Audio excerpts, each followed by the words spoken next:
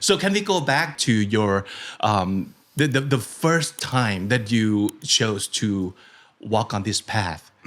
So I didn't imagine this is necessarily like exactly your dream because going back like 10, 20 years, I don't think you would imagine yourself doing what you do right now. Right.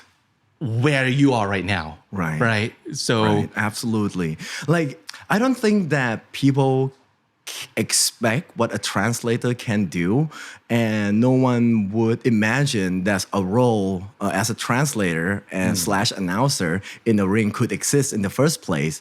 So it just happens. From the very first day when I start joining One Championship, I joined on their first One Friday fight or One Lumpini.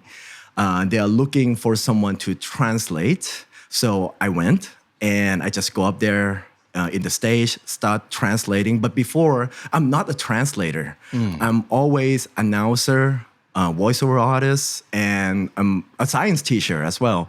So on the first day I started, and I guess the rest is history. yeah, because you did your voiceover work before you MC, I would suppose so. But and at the same time, you have your English proficiency. And do you always put that into your work necessarily or not that much? I would say English opened doors for me. Like since I was very young, I consider myself pretty good with English since I was like 5 to 6 years old.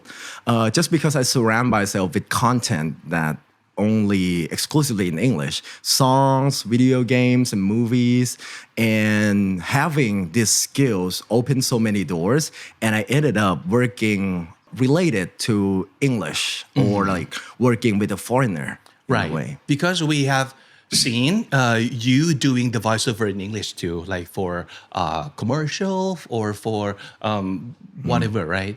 Yeah. Right, yes. And it's thanks to the accent too. Starting when you're very young is really helpful. Yeah, to absorb how a native speaker would pronounce each word. I'm not a native speaker myself, but I try my best. So now, boxing. Because that's what you do, right? So, well, I guess you must have been into boxing since forever, right? Not really. No? I'm embarrassed to say, but I'm not that big fan of sports. Oh. I watched some boxing match, like the big match in the past, but not heavily invested into boxing or Muay Thai or even MMA.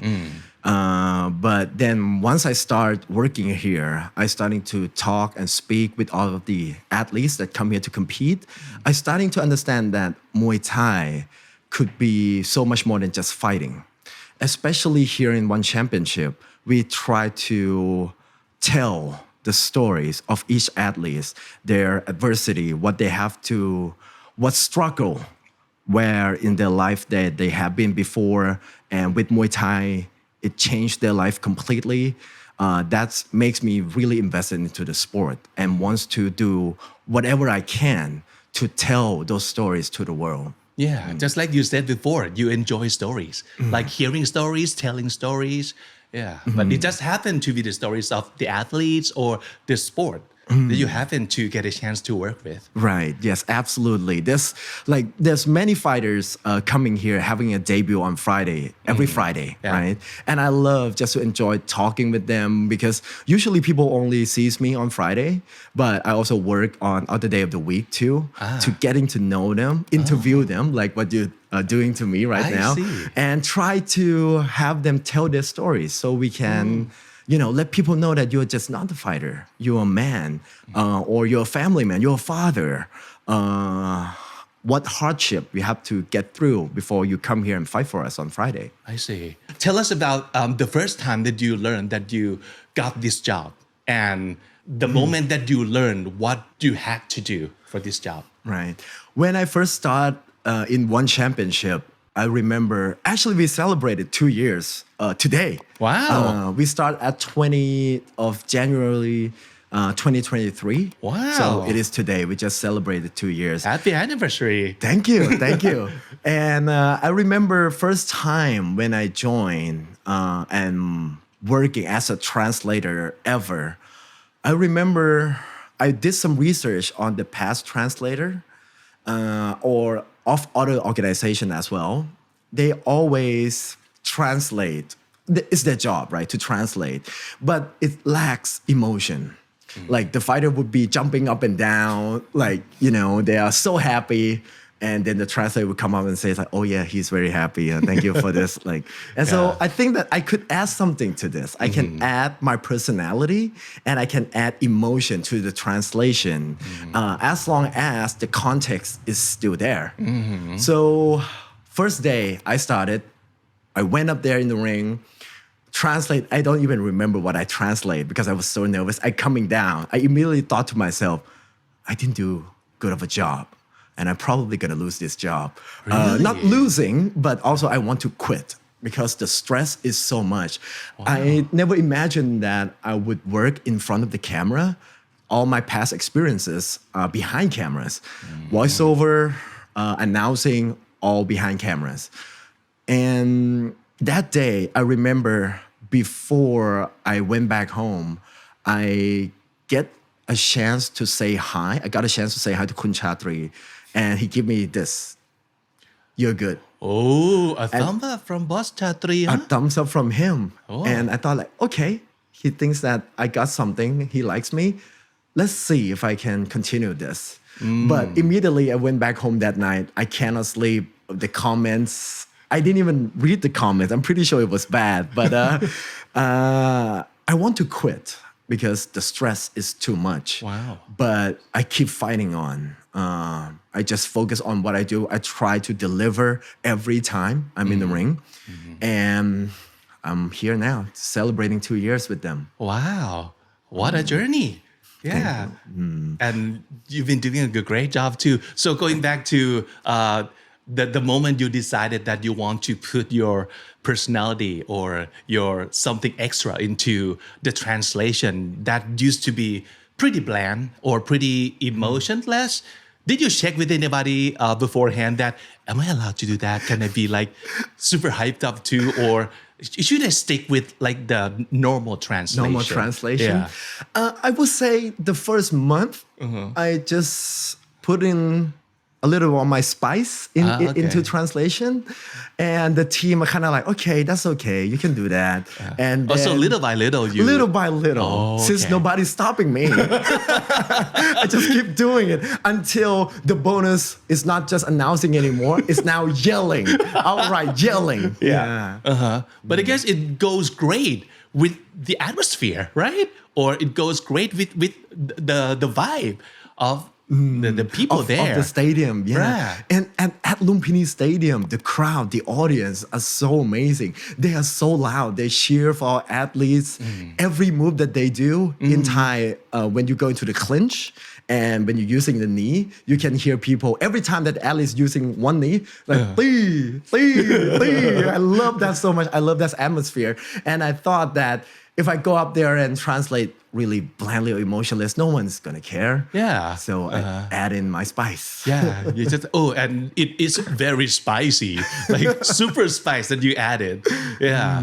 So you mentioned that you weren't that into boxing, but now it seems to me like you enjoy it so much, and you seems to know a lot that there is to know about boxing too, right? Yes. Yeah. Like I said, the story behind each fighter really moved me. Many times I try to hold back tears in the stage, holding back because there's one time I cried, but let's not talk about that. Let's. Actually, what kind of story can make you cry on the stage? This went viral, actually. I remember we have a show in Impact Arena and I translate for Rotang, and Rotang start crying. So I know Rotang, and he always a lively person. Up until that fight with Dennis Piltrick, he is always lively, energetic. But once he won and he cried about people commenting harshly about how he missed his weight, And that's really moved me because I never seen him vulnerable like that before. So I cried. I hold back tears. I hold back tears that time. And now I'm super invested into Muay Thai because I know Muay Thai is not just a fight. This is a way of life for many people. Many of the fighters, especially coming from the provinces of Thailand, they're starting when they were 6, 7 years old. They don't have enough money to support themselves. So they take Muay Thai as a chance for them to earn money when they were very young. And they keep fighting because they know that they can support their family with Muay Thai. Wow. I mean, that's beautiful because each person has their own stories. And a lot of times we just have to use what we have to get ourselves into a better position in life, whether or not for yourself, for your family. And that is a great fight. Yeah, literally for all these fighters, yes. Yeah. So tell us about how you prepare yourself for this job, because we all know that you used to, before you got this job, you did a lot of voiceover jobs. So you are able to use your voice to do your work. And also the knowledge of boxing that you kind of didn't have that much. So you have to kind of educate yourself. So both part, how do you prepare yourself for the job that you have to do? Right now it comes easy for me. But when I first started, I need to understand everything. Who's coming here to fight. I research their background in case they want to thank someone. If I invested into the story, I want to make sure that whoever that he or she going to thanks, I want to say that, this person is this person, family members, relatives, and things like that. Okay. So you can give the audience a little background. Yes. So they understand better. Okay. Because the audience only sees people come in and fight, right? And sometimes they don't know the story are so rich behind each of them and what are they going through in each moment in time. So a lot of research involved. But nowadays, how I prepare for this, 3 cups of coffee before That's I all get you into need. the ring. Yeah. You've been doing this for 2 years. So yeah, you kind of know your way around your ring. Yeah. Okay. A lot of coffee and anything that will wakes me up for the whole night, because the show started at 7:30 p.m. here local time and we finish at 11:30. And usually I go to bed by 10:30 p.m. Wow. Okay. And so I need a lot of coffee and coffee is work tremendously for me. I mean, you look like the kind of person who's already has a lot of energy already, but you still need extra kicks to do your work. Yeah, because you cannot expect anything. Once you go into the ring, I don't have any earpiece.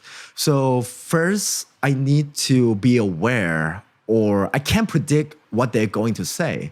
Even the question from the commentator or the MC, I don't know what they're going to ask. Oh, okay. I don't know what the response from what is the answer from the athletes is going to be. So you listen from the monitor?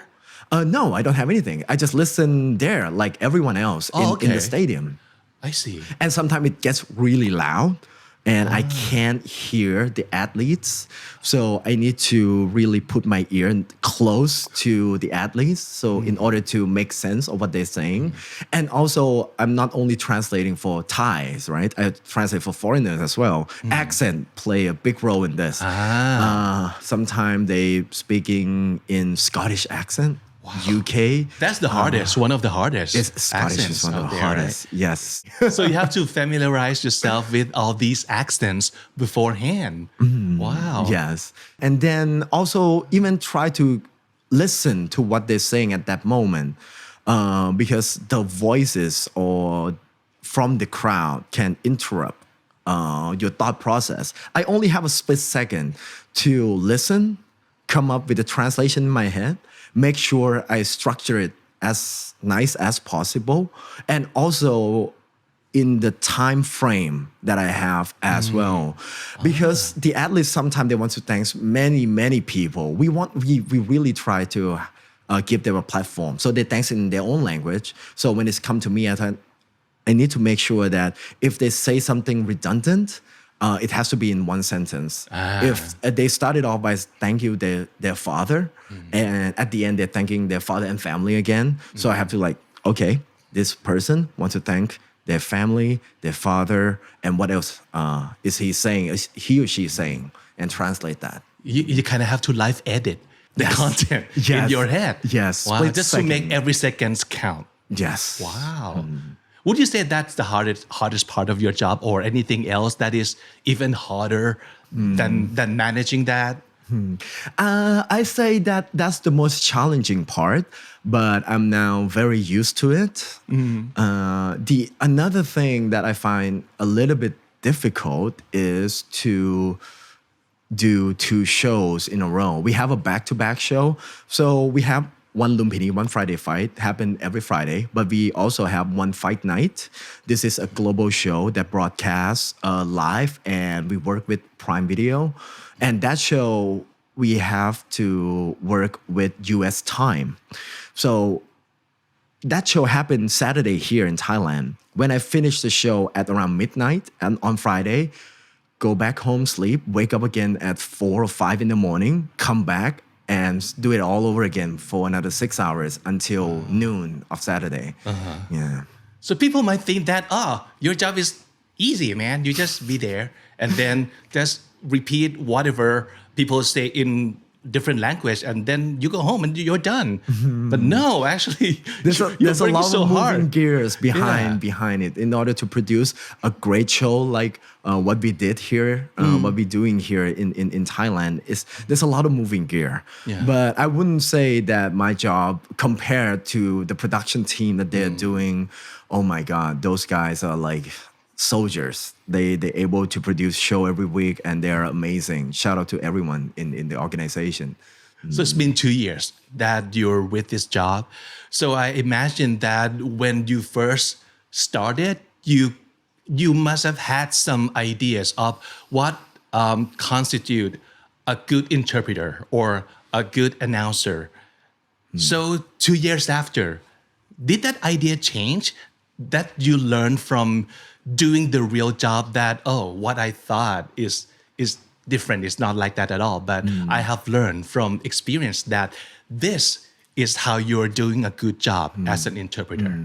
I mean, my goals is still the same, but my personality has changed. I'm more comfortable with the atmosphere, but the goal is always do whatever I can to make sure that their message get across, even though people don't know who PGF is, or if they want to say some names. The goal is still there from the very beginning, but I'm getting used to and much more comfortable translating for all of them, and being around them, surrounded by a Muay Thai fighter. I know how to communicate with them, because many of these fighters are not really great talker. I know how to get stories out of them. Wow. That's very talented of you that you can do that. Thank you, sir. Yeah. So let's talk about another character that we cannot not talk about. Boss Chatri. So what is he really like? A lot of people must want to know, me included. Hello, Chatri. Yes, Boss Chatri, we rarely see him, but he's watching the show every Friday. He watched every show. And he's watching this show, you think? Well, if you're watching, hello, sir. Yes, and Boss Chatri is someone who changed everything for many of our athletes, changing my life included. He's a very strict guy, but a very kind person. He demands the best, only the best, and he will not take anything less than the best. So that's great news, because you're here and working with him. So you must be one of the best. Oh, yeah. Thank you, sir. Any stories that you want to share from being around Boss Chatri that you think the audience might enjoy? He's a very kind person. Okay. Like every photo that you will see of him, really also almost like mean looking. He's also like, but he's a very kind person in reality. And he also given me bonus too once on my first year. Wow. Changed my life completely. Wow. Yeah, with that bonus. I'm the first non-fighter ever to receive a bonus on stage. Wow. And I'm super grateful to this day. Very kind person, very smart, very dedicated, I think he's the hardest working person in the company. Any lesson that you have learned from him or anything that he taught you personally that you can still remember? My last interaction with Boss Chatri, he reminded me how important of job, like what we are doing here, how important it is to produce a show like this. We are basically changing these athletes' life for the better. We are promoting our culture to the world at the highest level possible. And now you are part of this. You have to remind yourself that you are very privileged to be here and working as one of the voice, one of the face to promote this to the world. โลกเปลี่ยนเร็วเทคโนโลยีไม่เคยหยุดรอและ Gen Alpha มากกว่า 2,000 ล้านคนทั่วโลกกำลังจะโตไปกับโลกอนาคตโลกที่เราอาจไม่เคยรู้จักมาก่อน The Standard และซุปเปอร์จิ๋วชวนมาเตรียมพร้อมสู่โลกแห่งอนาคตในงาน Alpha Skill Summit 2025 งานสำหรับพ่อแม่ผู้ปกครองและผู้ขับเคลื่อนการศึกษาที่มุ่งสร้างอนาคตที่ดีขึ้นให้กับ Gen Alpha ผ่าน 3 วันเต็มครบทุกเรื่องที่ต้องรู้ 7-9 มีนาคม 2025 ที่ไอคอนสยาม